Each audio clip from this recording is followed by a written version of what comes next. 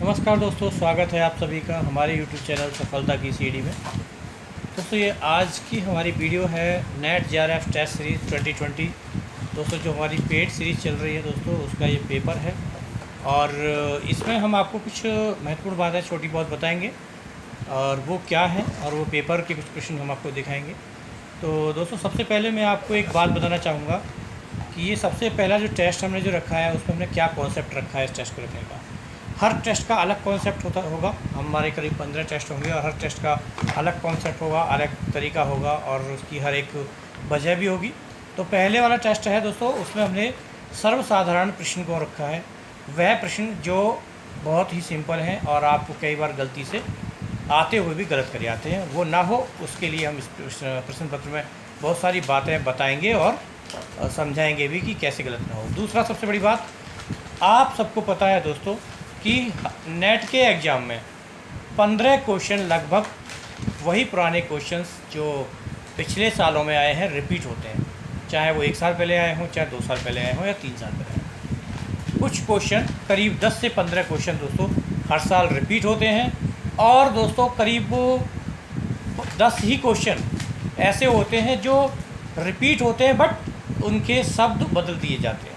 Question वही रहता है, क्वेश्चन का पैटर्न वही रहता है, क्वेश्चन के कुछ शब्द बदल दिए जाते हैं और कुछ पुराने होते हैं, उसी आधार पर दूसरा प्रश्न बनाकर दे दिया जाता है। तो अगर हम मोटा तौर पर देखें दोस्तों, मोटी मोटी बात, तो लगभग कम से भी कम मैं आपको बताऊं तो मान के चलो 15 से 20 क्वेश्चन जो होते हैं दोस्तों, वो क्वेश्चन हमारे हमेशा रिपीट होते हैं। ठीक है, तो 20 क्वेश्चन रिपीट होते हैं और अगर वो 20 के 20 क्वेश्चन हम सही कर आएँ तो आपका एक जो स्तंभ है वो मजबूत हो जाएगा और आप अपने क्वेश्चन जो गलत करके आते हैं, क्वेश्चन में जो आते हुए भी गलत करके आते हैं, वो सही हो जाएंगे। अब बात आती है कि हम 2015 से और 2020 तक 19 तक जितने पेपर हैं सारे पेपरों को या तो पढ़ें और सबको याद करें। बड़ा मुश्किल काम है दोस्तों।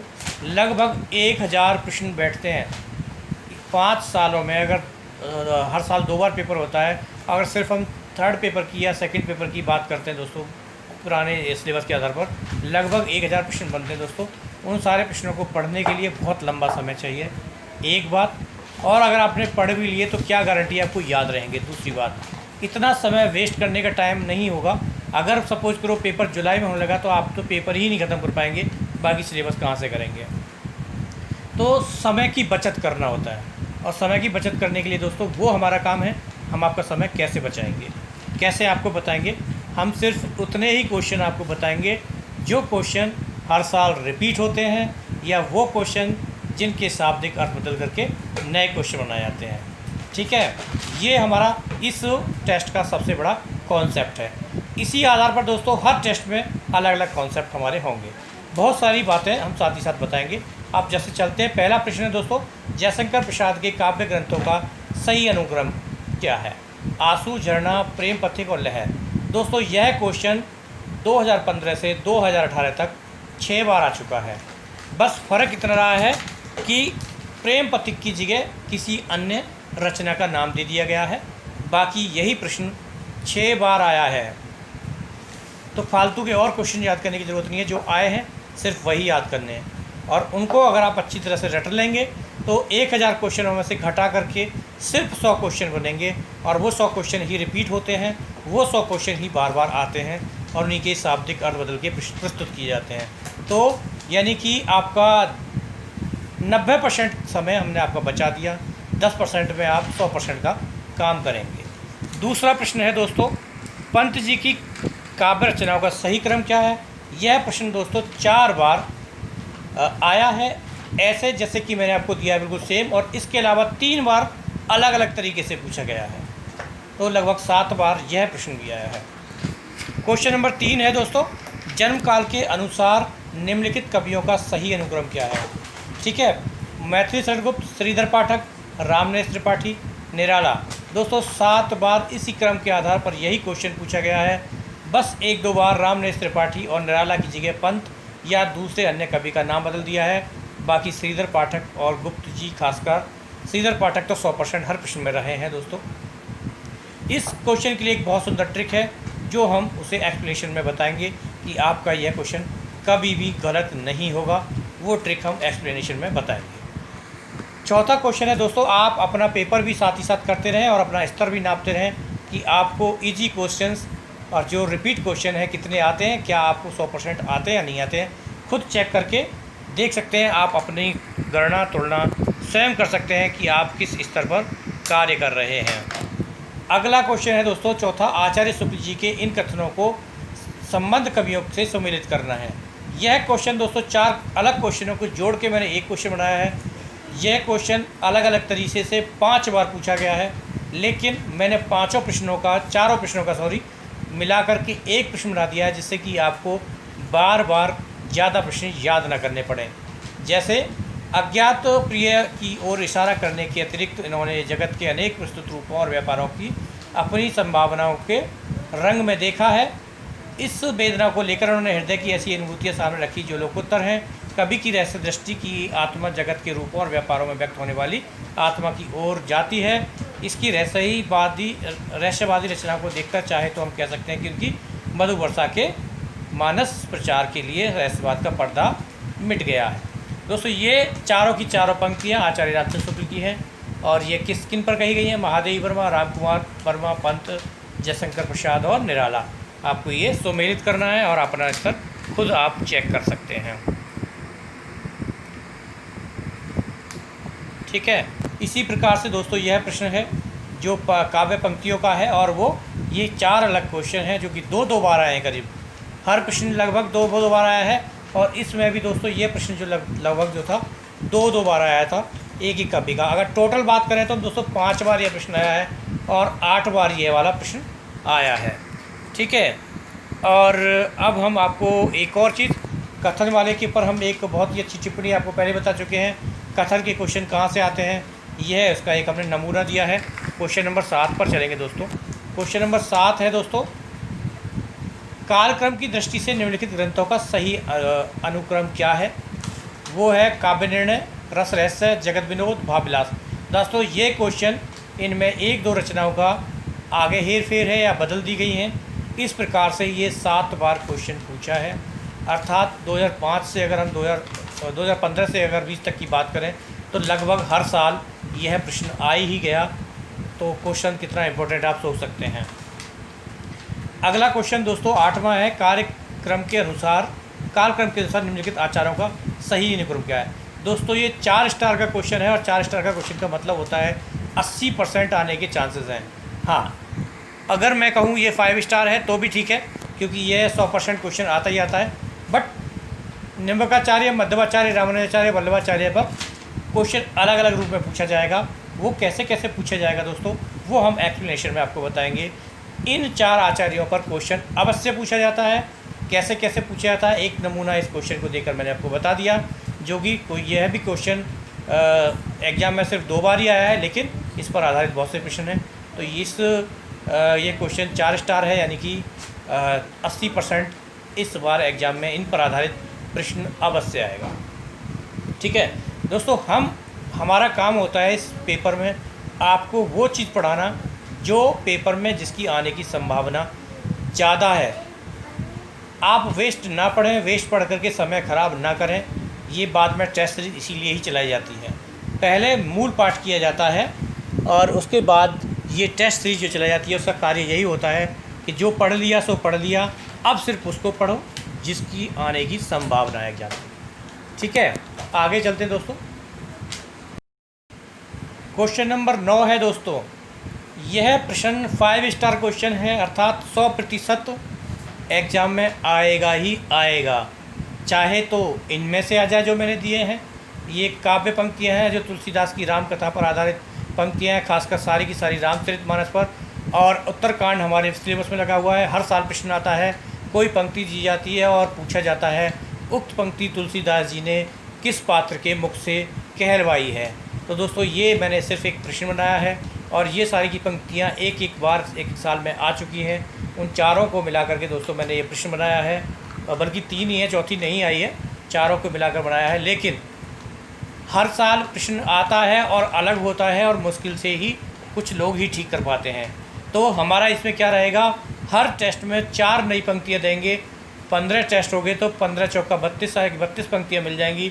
उससे बाहर कतई भी कोई पंक्ति आएगी नहीं, क्योंकि उससे ज़्यादा पात्र हैं ही नहीं उसमें। ठीक है, तो आपका 100% ये वाला क्वेश्चन हो जाएगा, जो कि हर बार 70% लोग गलत करके आते हैं। आपका यह प्रश्न बिल्कुल सही हो जाएगा। ठीक है, क्वेश्चन नंबर हो गया ये 9, और हम आपको महत्वपूर्ण दिखाएंगे। क्वेश्चन नंबर 15 है दोस्तों, भाषा की स्वभावगत विशेषताएं। दोस्तों एक बार भी एग्जाम में नहीं आया है, लेकिन 4 स्टार क्वेश्चन है, क्योंकि भाषा पर आधारित प्रश्न हमेशा रिपीट कम होते हैं, हर बार नए आते हैं। इसीलिए ये क्वेश्चन की आने की संभावना इस बार 80% है, हो सकता है ज़्यादा भी हो। अवश्य यह प्रश्न आएगा, भाषा की स्वभावगत विशेषताएं कौन सी हैं। जिस तरीके से मैंने दोस्तों दे रखी हैं, पाँचों की पाँचों एग्जाम में 4 पूछी जाएंगी या उससे कम पूछी जा सकती हैं, बट इस क्वेश्चन का आने की संभावना 80% है। ठीक है, तो दोस्तों जो क्वेश्चन रिपीट नहीं होते हैं उन क्वेश्चनों को फिर हम स्टार के अनुसार उनकी आने वाली संभावना के अनुसार आपको प्रस्तुत करते हैं। फालतू पढ़ने की ज़रूरत नहीं है, सिर्फ इम्पोर्टेंट चीज़ें, क्योंकि एक यूनिट से मुश्किल से 7 क्वेश्चन 8 क्वेश्चन आते हैं, और एक यूनिट से किसी से बहुत ज़्यादा आ जाते हैं। हम अगर 7 का भी, अगर 6 का भी एवरेज लेंगे तो 10 के 60 क्वेश्चन हमारे पक्के हो जाएंगे। आपका नेट में सिलेक्शन कोई नहीं रोक सकता, कि अगर 6 का एवरेज भी हम ले लें, अगर 6 क्वेश्चन भी हम अपने कवर कर लें। ठीक है, आगे चलते हैं। एक क्वेश्चन दोस्तों 25, क्वेश्चन नंबर 25 है, निम्नलिखित नाटकों का प्रकाशन वर्ष के अनुसार सही क्रम आपको बताना है। 4 बार लगातार एक जैसे ही क्वेश्चन हैं, बस एक इनमें से बदला गया है। डॉक्टर और कर्फ्यू वाले को छोड़ के बाकी वही मैच करे हैं। कबीरा खड़ा बाजार में कोर्ट मार्शल को कंटिन्यू रखा है, ऐसा 4 बार, और अलग अलग तरीके से थोड़ा सा मिक्स करके देखें तो दोस्तों यही क्वेश्चन नाटक से 6 बार पूछा गया है, अर्थात लगभग एवरेज हर साल एक प्रश्न पूछा गया है, अर्थात 4 स्टार क्वेश्चन है। आने की संभावना 80% है, प्रश्न आ सकता है, और ना भी आए तो भी तैयारी के माध्यम से इनको याद रखना बहुत ज़रूरी है, क्योंकि ये क्वेश्चंस रिपीट हो रहे हैं और बार बार रिपीट हो रहे हैं। तो क्वेश्चन अगर बनेगा भी तो नया, इन्हीं पर किसी और 2 नए नाटकों को बदल कर पुराने नाटकों के साथ सम्मिलित कर दिया जाएगा। अगर आपको पुराने पता होंगे ये वाले 4, तो नए वालों को सोच कर आप उसे क्रम को सही कर सकते हैं। ठीक है, अगला वाला है दोस्तों, वो महत्वपूर्ण है, बस मैं बता के छोड़ दूंगा मैं आपको, और आगे बताता हूँ दोस्तों। क्वेश्चन नंबर 28 5 स्टार रेटिंग का क्वेश्चन है, यानी कि 100% आने की संभावना है इस क्वेश्चन की। कारण बताऊंगा मैं आपको, हर किसी का कारण होता है, मैं बताऊंगा। अंधेरी नगरी के अंकों का सही क्रम पूछा है इसमें, क्योंकि पिछली 2 बार क्वेश्चन अंधा युग के नाटक पर इस प्रकार से पूछे जा चुके हैं। ज़रूरी नहीं है कि अंधा युग को दोबारा से रिपीट किया जाए, और रिपीट भी किया जाएगा तो भी आप पढ़ लेंगे। वो मैंने क्वेश्चन नंबर दे रखा है, आपको दिखाया नहीं है, लेकिन उसको मैंने 4 रेटिंग दी है, 5 रेटिंग इसको दी है, क्योंकि हो सकता है इस बार उसे हटा करके उसी तरह का क्वेश्चन अंधेरी नगरी भारतेंदु जी के नाटक से लिया जा सकता है। इसीलिए यह क्वेश्चन जो है बहुत ही महत्वपूर्ण है। और दोस्तों एक और बहुत बड़ी बात बताऊंगा, क्वेश्चन नंबर 33 स्थापना और तर्क वाले क्वेश्चन भारतीय काव्यशास्त्र से दोस्तों 1 प्रश्न या 2 प्रश्न हर साल अवश्य आते हैं। अब तक 2015 से लेकर के 2018 तक 30 क्वेश्चन स्थापना और तर्क पर भारतीय काव्यशास्त्र से पूछे गए हैं। तो आप दोस्तों अनुमान लगा सकते हैं कि लगभग हर पेपर में 2 क्वेश्चन तो मैंडेटरी हैं, कंपलसरी हैं।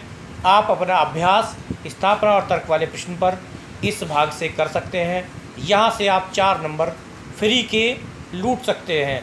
और अगर हमारे टेस्ट सीरीज से जुड़ेंगे तो दोस्तों हमने खुद पहले बताया, हम 15 टेस्ट सीरीज लेंगे, 2 क्वेश्चन स्थापना तर्क के रखेंगे, तो आपके 30 क्वेश्चन स्थापना वाले कंप्लीट हो जाएंगे, यानी कि 4 स्टार रेटिंग, यानी कि 80% आप स्थापना के क्वेश्चनों को कतई छोड़कर नहीं आएंगे।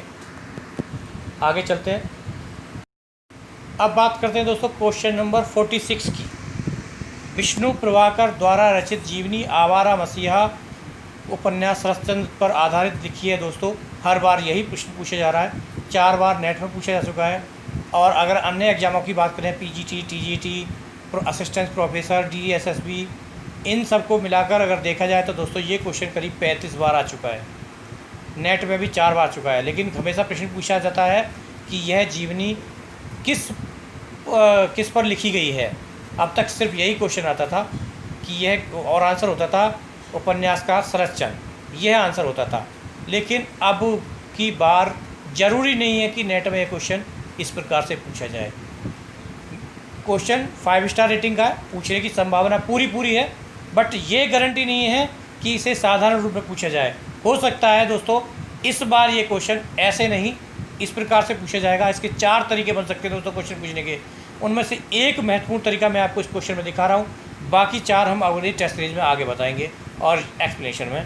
पहला ये कि सारी डिटेल आपको दे दी जाएगी, फिर पूछा जाएगा इसके 3 पर्व हैं, उन तीनों पर्वों का सही क्रम क्या है। ठीक है, सही क्रम पूछा जा सकता है पर्व का।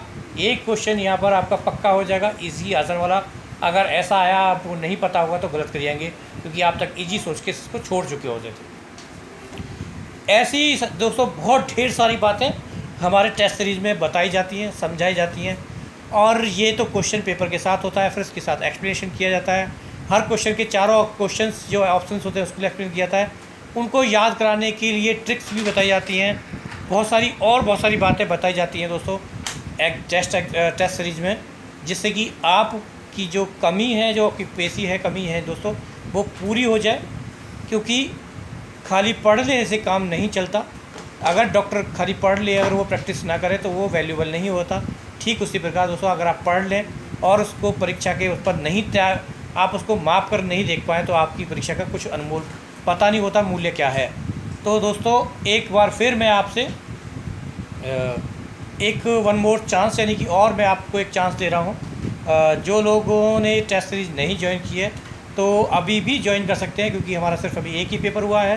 बाकी के पेपरों में हम उन्हें सम्मिलित कर लेंगे और उनको पहले वाले पेपर जो टेस्ट सीरीज़ हुई है उसकी PDF भी प्रोवाइड करा देंगे। ठीक है, तो दोस्तों इस टेस्ट सीरीज़ में जुड़ने के लिए आप मुझे संपर्क करें मेरे इस नंबर पर। आप इस पर मुझे व्हाट्सअप करें और उस ग्रुप में सम्मिलित होने के लिए मुझसे आप रजिस्ट्रेशन करा सकते हैं। ठीक है दोस्तों, ये नंबर है मेरा, एक बार व्हाट्सअप करके आप फिर दोबारा इसे करा सकते हैं। ऐसे ही बहुत सारी चीज़ें हम आपको और बताएंगे। ये नंबर है, आप उसे व्हाट्सअप करा सकते हैं। और जो लोग दोस्तों दिसंबर में एग्ज़ाम देने की सोच रहे हैं और वो बेसिकली शुरू से तैयारी करना चाहते हैं, तो उनके लिए एक अलग बैच 10 जुलाई से चालू हो रहा है, वो भी मुझसे संपर्क कर सकते हैं। ठीक है दोस्तों, मिलते हैं फिर अगली वीडियो पर। आपका दिन शुभ रहो, धन्यवाद।